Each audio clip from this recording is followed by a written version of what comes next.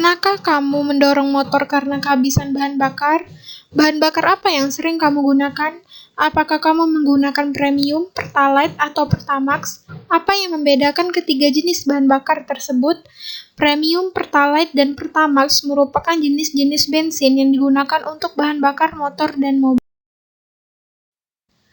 Bensin merupakan campuran berbagai senyawa organik. Salah satu senyawa yang terdapat pada bensin adalah senyawa hidrokarbon. Contoh campuran yang mengandung senyawa hidrokarbon adalah minyak tanah dan juga gas LPG. Lalu, apa itu senyawa hidrokarbon? Senyawa hidrokarbon merupakan senyawa karbon sederhana yang terdiri atas atom karbon dan atom hidrogen. Senyawa hidrokarbon terdapat pada oli, lilin, dan juga aspal. Lalu bagaimana cara mengidentifikasi keberadaan unsur karbon dan hidrogen dalam? Yang pertama dilakukan uji air kapur. Uji air kapur dilakukan untuk mengetahui keberadaan gas karbon dioksida yang menunjukkan adanya atom karbon. Uji air kapur dilakukan dengan mengalirkan uap air pada pipa menuju ke air kapur, sehingga air kapur menjadi keruh yang menandakan adanya gas karbon dioksida. Sehingga reaksi yang dapat dituliskan adalah CaOH2 kali ditambah dengan CO2 menghasilkan CaCO3 ditambah dengan H2O. Adalah uji kertas kobalt. Uji kertas kobalt untuk menguji adanya H2O atau air yang menunjukkan adanya unsur hidrogen. Uji ini dilakukan dengan mengujikan kertas kobalt pada uap air pada pipa, sehingga kertas kobalt akan berubah warna jadi biru menjadi warna pink. Kemudian, senyawa hidrokarbon banyak sekali dijumpai dalam kehidupan sehari-hari karena atom karbon mempunyai sifat khas yang tidak dimiliki oleh atom lain. Apa saja sifat-sifat khas yang dimiliki oleh atom? Kekhasan atom karbon.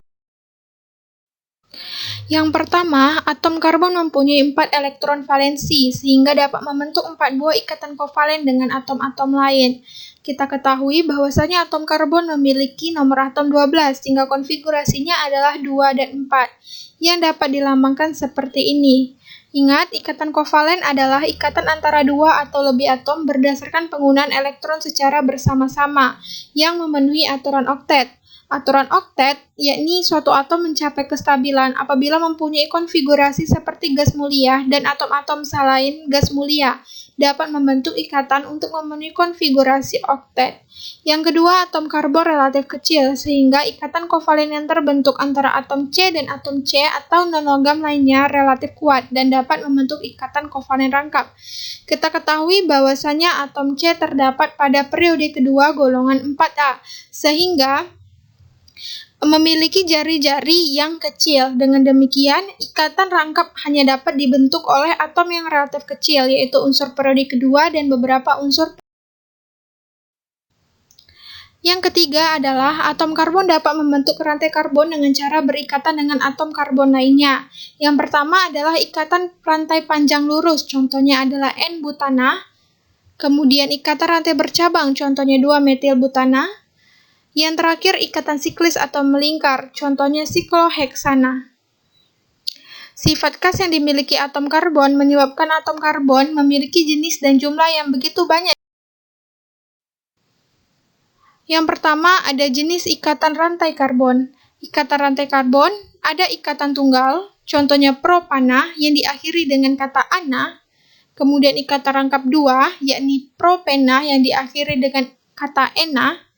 Dan ikatan rangkap 3 yang contohnya adalah propuna yang diakhiri dengan kata una. Yang kedua adalah posisi atom karbon. Yang pertama, atom C primer, yakni atom karbon yang terikat pada satu atom karbon yang lainnya. Contohnya yang terdapat pada lingkaran merah. Kemudian atom C sekunder, yakni atom C yang terikat pada 2 atom C yang lain. Contohnya pada lingkaran biru. Kemudian atom C tersier, yakni atom C yang terikat pada 3 atom C yang lain, contohnya pada lingkaran ungu. Dan yang terakhir, atom C corner, yakni atom C yang terikat pada 4 atom C yang lain, contohnya pada lingkaran warna coklat. Senyawa hidrokarbon banyak terdapat dalam lingkungan sekitar. Hal ini tentunya dikarenakan jumlahnya yang sangat banyak. Oleh karena itu, hidrokarbon dibagi menjadi beberapa kelompok. Bagaimana pengelompokan senyawa hidrokarbon? Akan dibahas pada video berikutnya.